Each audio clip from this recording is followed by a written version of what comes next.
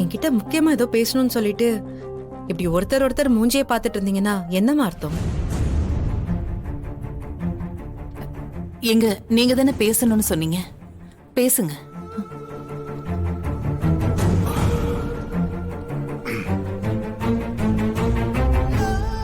அப்பா மேல உனக்கு நம்பிக்கை இருக்குல்லம்மா? அப்பா என்ன இப்படி பெரிய வார்த்தையெல்லாம் சொல்றீங்க?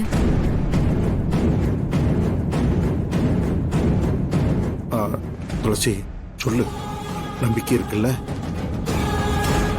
இருக்குப்பா, நீங்க தானேப்பா எங்களுக்கு எல்லாமே.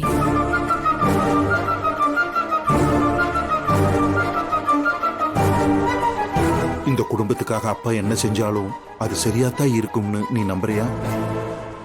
நம்புறேன்ப்பா. இங்க பாருமா துளசி, நீ அதை செய் இதை செய்ய நான் எப்பவுமே சொன்னதில்லை.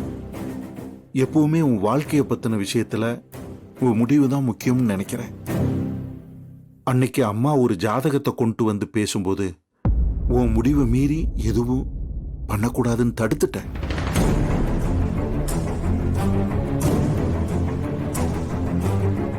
ஆனா இப்போ ஒரு நல்ல ஜாதகம் வந்திருக்குமா? சொல்லுங்கப்பா.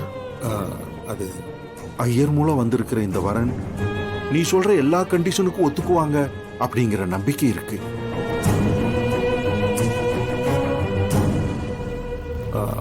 அதனால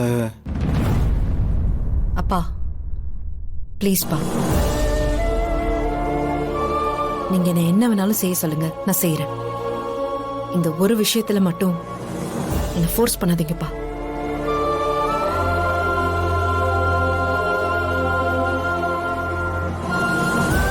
எனக்கு எல்லாமே என்னோட தியா தான். என்னக்கா நீ எப்ப பாரு பாப்பாவே காரணம் காட்டி சொல்லிட்டு இருக்க?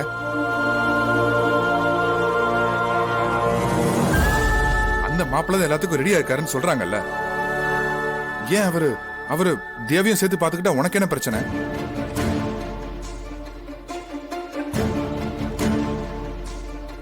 கேசவா,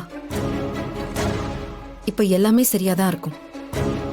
கல்யாணத்துக்கு அப்புறம் எனக்குன்னு ஒரு குழந்தை பிறந்தா அதுக்கப்புறம் தியாவையும் அவர் குழந்தையும் அவர் பிரிச்சு பார்க்க மாட்டாரா?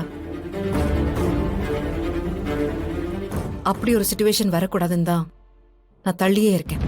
துளசி, இப்படியே நீ பேசிக்கிட்டே இரு, அப்புறம் கடைசி வரைக்கும் அந்த குழந்தைய வச்சுக்கிட்டு நீ ஒத்தையாதான் நிப்ப.